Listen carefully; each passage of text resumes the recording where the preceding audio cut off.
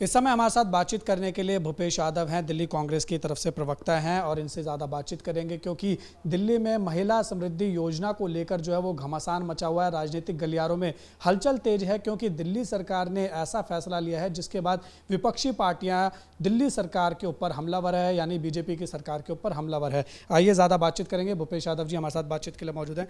भूपेश जी, दिल्ली में जब चुनाव चल रहे थे, कई घोषणाएं सारी पार्टियां कर रही थी, आपकी भी कर रही थी, आम आदमी पार्टी ने भी किया, बीजेपी ने भी किया, और ये कहा कि अपने अलग अलग आपने बातें कही कि महिलाओं को 2100 देंगे, 2500 देंगे। अब बीजेपी की सरकार दिल्ली में बनी, उन्होंने ये वादा किया था कि 2500 रुपये प्रति महिलाओं को दिए जाएंगे।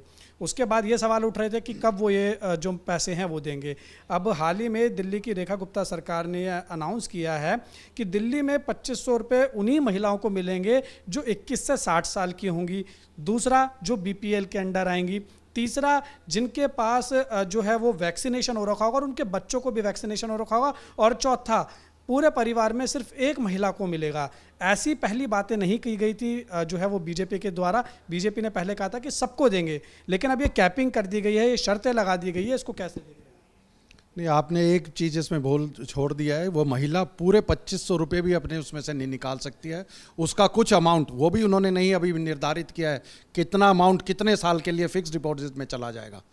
तो ये जुमलों की सरकार है, झूठ की सरकार है, और झूठ फरेब से सत्ता हथियाने का इनका पुराना रिकॉर्ड है।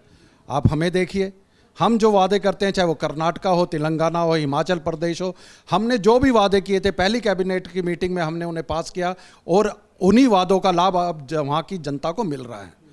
तो इन्हें सोचना होगा, वादे करने से पहले, लोगों को भ्रमित करने से पहले इन्हें लोग अपना होमवर्क करके आना चाहिए। जो योजनाएं ये लेके आते हैं उस पे होमवर्क होना चाहिए कि जो आए वादे किए हैं तो उसे पूरा करके दिखाएं। जनता से के साथ इन्होंने जो धोखा दिया है इसका जनता भरपूर जवाब देगी।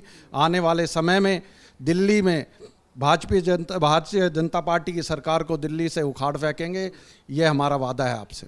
सर, 5100 करोड़ रुपए बजट आवंटित तो कर दिया है, उसके बाद कैपिंग भी लगा दी है, लेकिन वो मिलेंगे कब से? क्योंकि अब इन्होंने इतनी सारी कैपिंग भी कर दी है, और वो मिलेंगे कितनी महिलाओं को, ये भी एक बड़ा सवाल खड़ा उठ रहा है। और साथ ही ये है कि जो दिल्ली की महिलाएं होंगी उन्हीं को मिलेंगे ये पैसे। इसको आप ये सोचिए ना, ये दिल्ली में कैसे भेदभाव करते हैं। पहले पूर्वांचलों की बात करते हैं, फिर यूपी के लोगों की बात करते हैं। अब इन दोनों को इन्होंने इस योजना से ही निकाल दिया है। जो दिल्ली के मूल निवासी होंगी महिलाएं, सिर्फ उनको मिलेगा। ऐसा क्यों?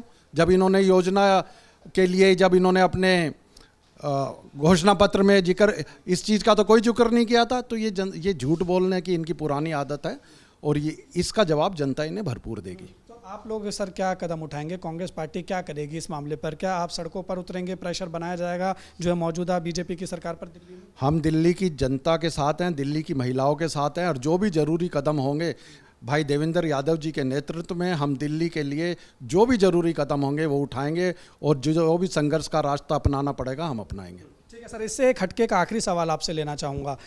जब आप लोगों की सरकार थी तत्कालीन 2013 में दिल्ली में, उसके ऊपर भी आपके ऊपर कई आरोप लगे, और उसके बाद जो है CWG पर भी कई आरोप लगे। 2G उससे पहले की सरकार की बात करें यूपी की, उस पर भी कई आरोप भारतीय जनता पार्टी ने लगाए थे।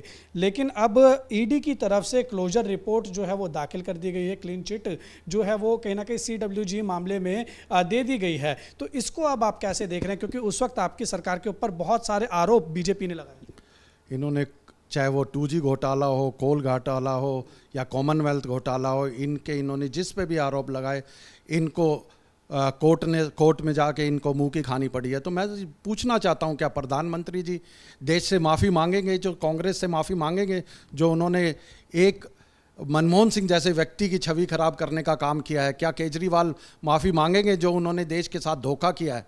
तो हम तो यही जानना चाहते हैं कि ये लोग झूठ के दम पे सरकार, इन्होंने सत्ता हासिल की थी। 2013 में झूठ बोला था, इन्हें झूठ बोल के सत्ता में आए थे, फिर उसी झूठ को सच करने में लगे रहे, जनता को बेवकूफ़ बनाते रहे। तो आज सच जनता के सामने आया है। सच कितना भी तालों में बंद हो, लेकिन बाहर जरूर निकल के आता है। तो मैं तो मांग करूंगा प्रधानमंत्री जी और अरविंद केजरीवाल जी, कांग्रेस और देश की जनता से माफ़ी मांगे।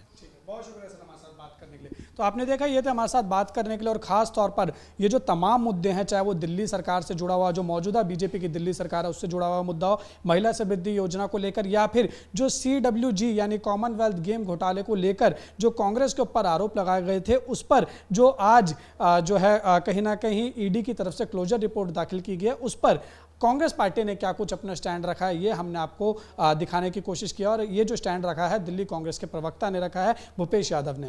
वीडियो जर्नलिस्ट बलदेव के साथ उज्जवल कुमार, JK 10 दिल्ली।